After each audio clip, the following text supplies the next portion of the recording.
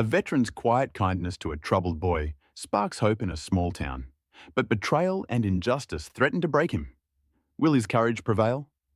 Stay to find out. Like, subscribe, hit the bell, stories that give you chills. Every morning at 5 sharp, Jack Harper, a 65-year-old veteran, unlocked the back door of Daisy's Diner in the sleepy town of Willow Creek. His faded green army jacket hung loose on his wiry frame, the cuffs frayed from years of wear. The scent of burnt coffee and sizzling bacon greeted him as he flicked on the kitchen lights, their fluorescent hum a familiar companion. Jack's routine was etched in stone. Brew the coffee, wipe down the counters, and set out the chipped mugs for the early crowd. His grey hair was cropped short, military style, and his hazel eyes carried a quiet weight, like they'd seen too much but still searched for something worth finding. He'd served 2 tours in Vietnam, came home to a country that spat on his boots, and lost his wife, Clara, to cancer a decade ago.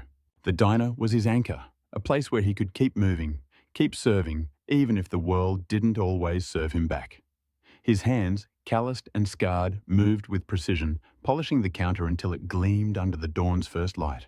Willow Creek was a small town, its main street lined with sagging porches and rusted mailboxes, where everyone knew your business, but rarely your heart. Jack didn't talk much about his past, but his small acts, slipping an extra biscuit to a hungry trucker, listening to old Mr. Ellis ramble about his glory days, spoke louder than words. He dreamed once of opening a community centre for vets, a place to heal the wounds no one could see, but the VA's red tape and his dwindling savings buried that hope years ago. Still, he showed up day after day with a stubborn kindness that refused to quit. The jukebox in the corner played Johnny Cash low, its twang mixing with the clink of forks as the first regulars trickled in. Jack's smile was faint but real, a flicker of warmth in a world that often felt cold. One chilly November morning, as frost coated the diner's windows, Jack noticed a small figure lingering outside the back door. A boy, maybe 12, stood shivering in a worn blue hoodie, too thin for the biting wind. His dark hair was messy, his sneakers scuffed, and he clutched a tattered notebook like it was his only treasure. His eyes, wide and wary, darted toward the diner's warm glow, but he didn't move closer. Jack paused, mop in hand, and pushed the door open. "Hey, kid, you lost?" he called, his voice gruff but gentle. The boy flinched, stepping back, but didn't run. Jack noticed the way his hands trembled, not just from cold. "Got hot coffee inside. No charge for a warm-up," Jack added, holding the door wider. The boy hesitated, then nodded, barely audible. "Okay." He slipped inside, perching on a stool at the far end of the counter, his notebook pressed against his chest. Jack poured a mug of coffee, cut it with milk, and slid it over. "Growing bones need something warm," he said with a wink, echoing a phrase Clara used to say. The boy's fingers curled around the mug, his gaze fixed on the steam rising. He didn't speak, but his shoulders eased just a fraction. Jack didn't push, just went back to scrubbing pots, the clatter of dishes filling the silence. Something about the kid, the way he seemed to carry a weight too big for his frame, stuck with Jack, like a memory he couldn't quite place. Over the next week, the boy returned every morning, always at 6, always alone. Jack learned his pattern. He'd sit in the same corner stool, order nothing but coffee, and scribble in his notebook, his pencil moving in quick, careful strokes. Jack started setting out a mug before he arrived, adding a day-old muffin or a slice of toast when he thought the kid wouldn't notice. "Kitchen's got to clear leftovers," he'd mutter, brushing off the boy's shy glance of thanks. He caught glimpses of the notebook's pages, sketches of tanks, dog tags, a soldier's silhouette against a sunset. The boy never offered his name, and Jack didn't ask. He'd seen that look before, in the eyes of young recruits, kids who'd seen too much too soon. One morning, Jack noticed a faded pin on the boy's hoodie, a tiny bronze star, the kind awarded for valor. It was scuffed, like it had been handled 1,000 times. "You draw that from memory?" Jack asked, nodding at a sketch of a military jeep. The boy froze, then nodded. "My dad's," he whispered, so soft Jack barely heard. Jack's chest tightened, but he kept his voice steady. "He must have been a hell of a soldier." The boy's eyes flickered with something, pride maybe or pain, before dropping back to his notebook. Jack turned away, giving him space, but made a mental note to slip an extra muffin tomorrow. Each day, their quiet routine grew. a fragile thread of trust weaving between them. Jack didn't know the boy's story, but he knew enough. The kid needed a safe place, and Jack could give him that, one coffee at a time. The boy's visits became as steady as the sunrise, his worn blue hoodie a familiar sight at Daisy's diner by 6 each morning. Jack Harper, 65 and weathered like the town itself, started setting out 2 mugs, one for the kid, one for himself. The scent of fresh coffee mingled with the greasy tang of frying eggs, and the jukebox hummed an old Merle Haggard tune. The boy never said much, but his sketches grew bolder. A helicopter over a jungle, a soldier's boots in the mud, each line heavy with memory. Jack noticed how the kid's hands steadied when he drew, like the pencil was an anchor in a storm. One morning, Jack slid a plate of scrambled eggs beside the usual muffin. "Cook made extra," he lied, his hazel eyes crinkling. The boy glanced up, his dark eyes searching Jack's face, then mumbled, "Thanks." It was the most he'd said in weeks, and Jack felt a spark of something. Pride, maybe, or hope. He started sharing bits of his own past, careful not to pry. "Used to fix Jeeps in Num," he said one day, nodding at the boy's sketch of a military truck. "Hot as hell, but you felt alive keeping those rigs running." The boy's pencil paused, and he nodded like he was piecing together a puzzle. Jack spotted the bronze star pin on the kid's hoodie again, its edges worn smooth. He didn't ask about the boy's dad, but he wondered, deserted, deployed, or worse. Instead, he offered small gestures, a warm scarf from the diner's lost and found, a pencil sharpener when the boys broke. Each act felt like laying a brick in a fragile bridge. One day, the boy left his notebook open by mistake, revealing a sketch of a man in uniform, his face half drawn, like the artist couldn't bear to finish. Jack's throat tightened. He'd seen that grief before, in his own mirror after Clara passed. He busied himself wiping the counter, giving the kid his space, but vowed to keep that stool open as long as the boy needed it. The townsfolk of Willow Creek started to notice Jack's quiet routine with the boy. By 7, when the breakfast rush hit, the diner buzzed with regulars, truckers in flannel, retirees nursing coffee, the odd farmer in muddy boots. Some nodded approvingly at Jack's kindness. "Kid looks better fed, old Mr. Umgen," Ellis grunted, tossing an extra $1 in the tip jar. But others weren't so warm. Marge, the postmistress, leaned over her pancakes, whispering loud enough for Jack to hear. "He's enabling a runaway. Where's that boy's family?" Danny, the diner's part-time cook, smirked as he flipped burgers. "Jack's playing hero again. Bet the kid's just scamming free food." Jack ignored the jabs, his hands steady as he refilled coffee pots, but the words stung. He'd faced worse. Protests when he came home from Vietnam, the VA denying his buddy's claims. But this was his town, his people. The diner's owner, Roy, a paunchy man in his 50s with a permanent scowl, caught wind of the chatter. He cornered Jack during a lull, his voice low but sharp. "You running a charity now, Harper? This ain't a soup kitchen." Jack met his gaze, unflinching. "Kid pays what he can. I cover the rest." Roy's eyes narrowed, but he backed off, muttering about profit margins. A few regulars, like Sarah the librarian, slipped Jack extra tips, whispering, "Keep doing what you're doing." But the whispers grew louder, splitting the diner into those who saw Jack's heart and those who saw a fool. Jack felt the weight of their stares, like he was back in 72, marching through jeers with his discharge papers. Still, he poured the boys coffee each morning, his resolve a quiet rebellion against the town's growing skepticism. One frosty morning, Roy posted a new sign on the diner's bulletin board. "No loitering. All customers must pay full price. No exceptions." The words were in bold black ink, a clear shot at Jack's arrangement. Jack stared at the sign, his jaw tight. The hum of the jukebox suddenly too loud. The boy arrived at 6, as always, but his eyes caught the sign before he reached his stool. He froze, clutching his notebook, his face paling. "It's fine," Jack said quickly, pouring the usual coffee. "I got you covered." But the boy's hands shook as he sat, his pencil idle for the first time. Roy appeared from the back, arms crossed, his voice carrying across the diner. "You deaf, Harper?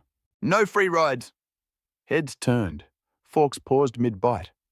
Jack straightened, his voice low but firm. "He's a paying customer. I'm handling it." Roy's face reddened. "Your funeral, vet. One more slip and you're out." The boy's shoulders hunched, his gaze glued to the counter. Jack felt a surge of anger, not at Roy, but at the shame in the kid's eyes. He'd seen that look in too many young soldiers, caught in a system that chewed them up. After Roy stormed off, Jack slid a muffin across the counter. "Don't mind him," he said softly. "This stool's yours." The boy nodded, but his eyes stayed down, and Jack knew the sign had cracked something fragile. That night, Jack counted his tips, barely enough for rent, and decided to dip into his savings to keep the boys' breakfasts paid. He'd lost too much to let a kid go hungry. Not when he, truncated here due to character limit, the rest of the sentence is, a simple coffee could make a difference. The tension in Willow truncated again. Next sentence starts, creek simmered, and Jack felt it like a storm brewing. Roy's sign wasn't just a rule, it was a line in the sand, and Jack was on the wrong side. The next day, Danny the cook snapped a photo of the boy sipping coffee and sent it to the staff group chat with a caption, "Jack's strays back." Laughing emojis followed, and Marge forwarded it to her bridge club, stirring more gossip. "You're making us look like a flophouse," Danny told Jack during a smoke break, flicking ash onto the gravel. Jack's fists clenched, but he stayed silent, thinking of the boy's half-drawn soldier sketch. The community split further. Sarah and Mr. D. Ellis defended Jack, but others, like Marge's crew, called the boy a leech. Roy upped the pressure, docking Jack's hours for insubordination. "You want to play saint? Do it on your own dime," Roy snapped, slapping an official warning on Jack's locker. Jack signed it, his hand steady but his gut churning. He couldn't afford to lose this job. His pension was a joke, and the VA had denied his last claim for hearing loss. But turning the boy away felt like betraying every oath he'd taken in Nam. Each morning, he paid for the kid's meal himself, slipping cash into the register before Roy could check. The boy noticed, his eyes flickering with guilt, but he kept coming, like the diner was his last safe harbour. One day, he left a tiny sketch under his mug, a coffee pot with steam rising, rough but earnest. Jack tucked it into his jacket, a small weight against the budge type, text plain. System, the growing storm. Jack's heart lifted, but the town's whispers grew vicious. Marge cornered him at the grocery store, her voice sharp. "You're aiding a delinquent. What if he's trouble?" Jack's voice was calm but firm.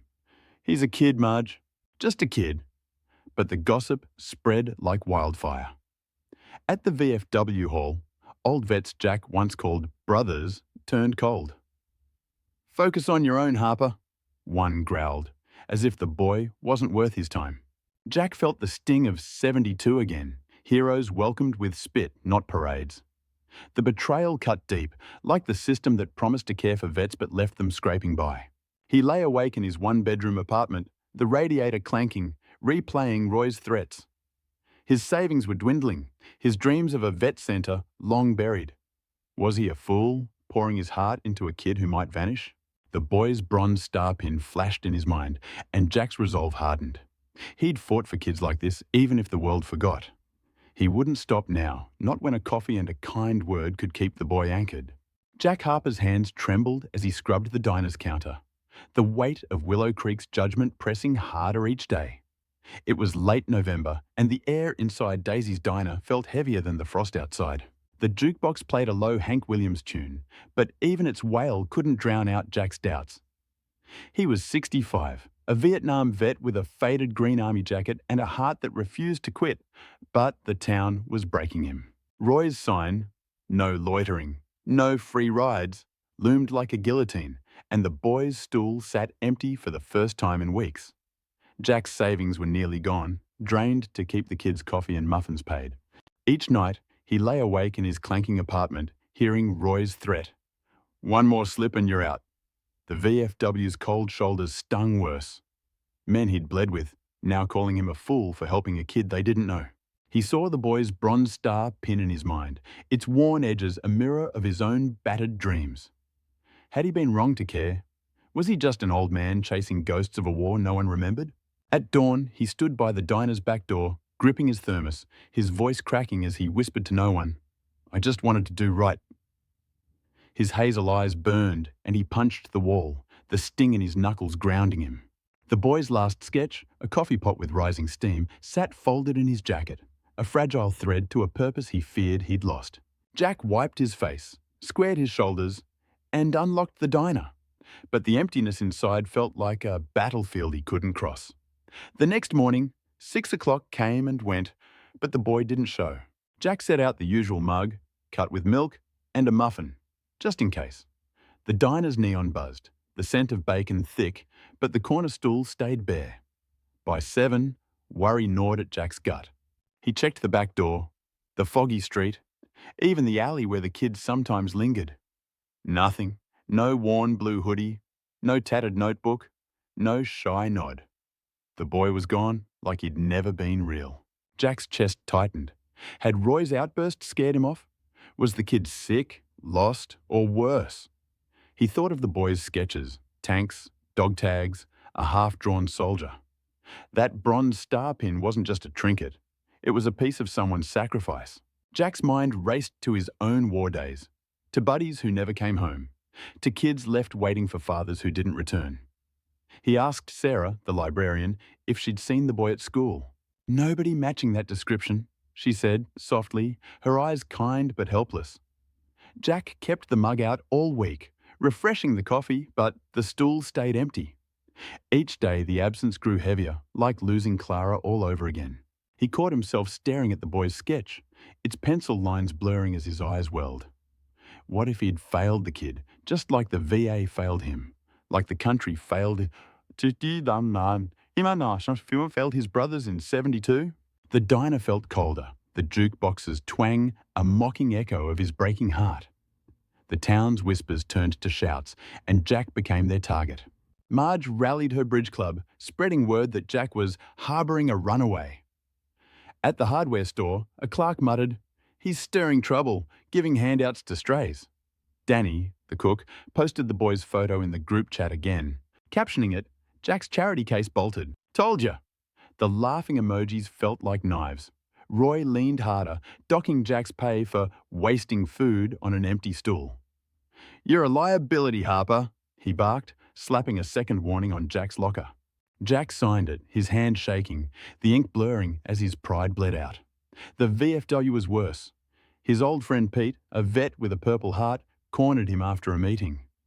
"You're embarrassing us," Pete said, his voice low. "Vet's got enough problems without you playing saviour to some kid." Jack's fists clenched, betrayal cutting deeper than any shrapnel. These were his brothers, men who'd shared his foxhole, now turning their backs like the crowds in 72. The system had betrayed him too. Decades of VA denials, benefits slashed, his hearing loss dismissed as unrelated. Now Willow Creek joined the chorus, painting his kindness as folly. A flyer appeared on the diner's board. Community meeting, address, vagrancy concerns. Jack's name wasn't on it, but it might as well have been.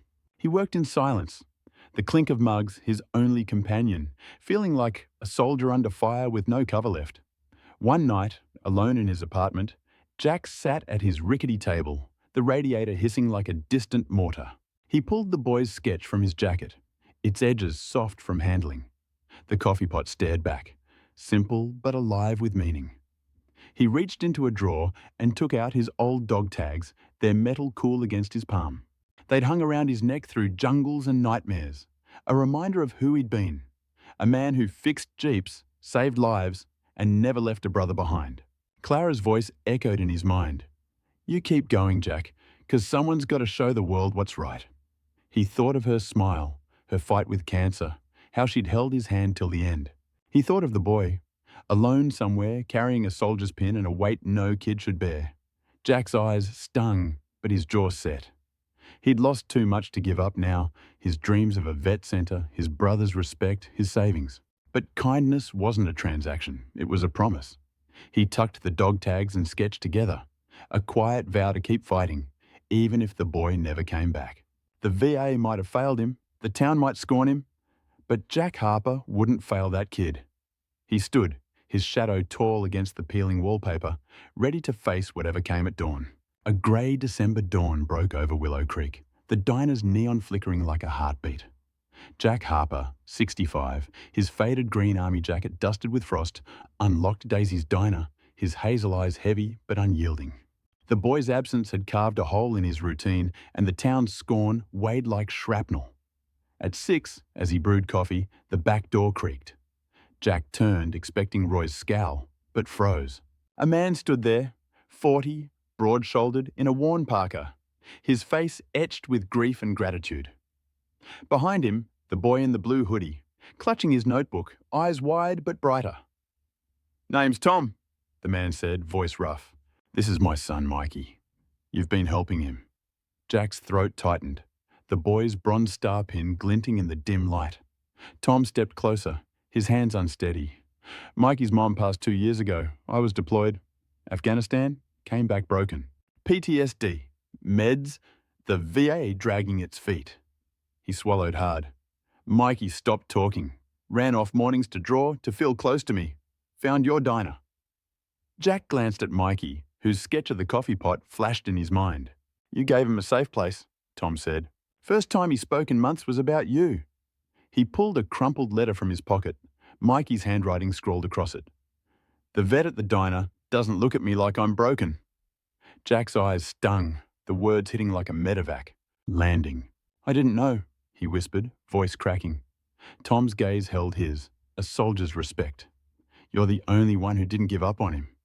Mikey stepped forward, shyly offering his notebook. Inside, a new sketch. Jack pouring coffee, a faint smile drawn in pencil. Jack's heart swelled, the weight of weeks lifting like morning fog. The diner's door chimed at 7, but this time, it wasn't just the breakfast crowd.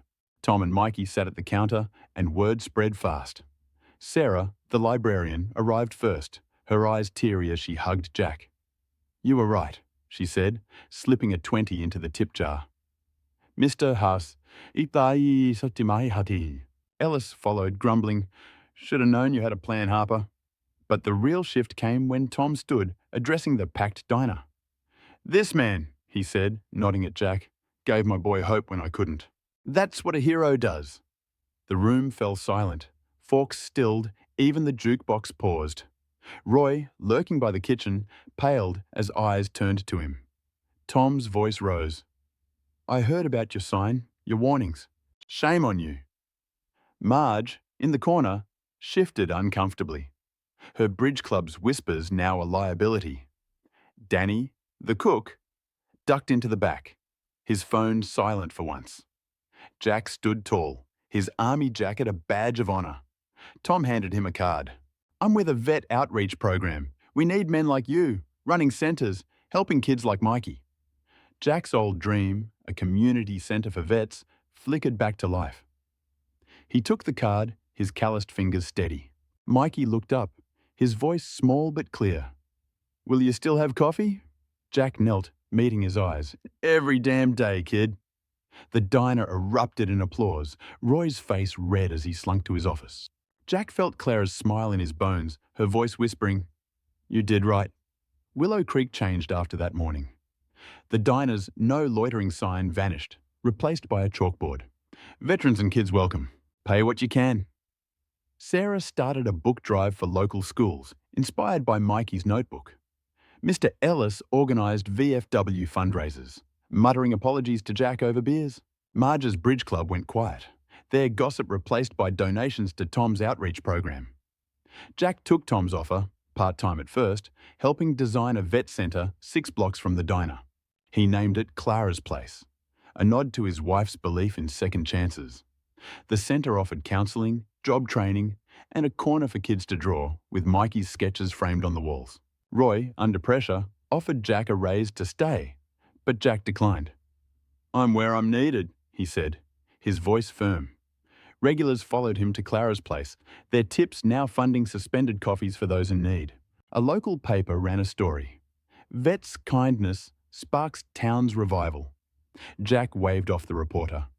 "Ain't about me, it's about showing up." But the town saw him, really saw him, for the first time since '72. Mikey came daily, his hoodie swapped for a new one, his bronze star pin still proud. He spoke more, small sentences at first, and helped Jack sort supplies, his sketches brightening the centre's walls. Jack watched him grow, a quiet pride blooming where betrayal once festered. 6 months later, Clara's place was a beacon in Willow Creek, its wooden sign carved with a coffee pot, steam rising. Jack, still in his faded army jacket, poured coffee for vets and kids, his hazel eyes lighter now. The VA's failures, the VFW's cold shoulders, the town's scorn. They hadn't broken him. His kindness, small as a mug of coffee, had rebuilt a community. Mikey, now 13, handed Jack a new sketch one morning. 2 soldiers, one old, one young, standing side by side. Below it, in careful letters, "Thanks for seeing me." Jack hung it above the counter, next to his dog tags, a testament to battles fought and won. The centre buzzed with laughter, stories, and the clink of mugs, a far cry from the diner's old jukebox hum. Jack's dream, buried for decades, lived again. Proof that one man's heart could outlast a system's neglect. Kindness wasn't loud, but it was fierce, and Jack Harper proved it could move mountains, one coffee at a time. The boy who'd been invisible was now a son, a student, a kid with a future. And Jack, the vet who'd lost so much, found his purpose in the quiet act of never looking away. Outside, Willow Creek's streets felt warmer, its rusted mailboxes a little less lonely because one man dared to care. Jack stood by Clara's place at dawn, his thermos steaming, the town waking around him. A new sign hung above the door. No one turned away. It was his oath, his victory, his home. If you believe kindness can heal what war breaks, type "heard" in the comments. What moved you most? Like, subscribe, hit the bell. These stories can't be missed.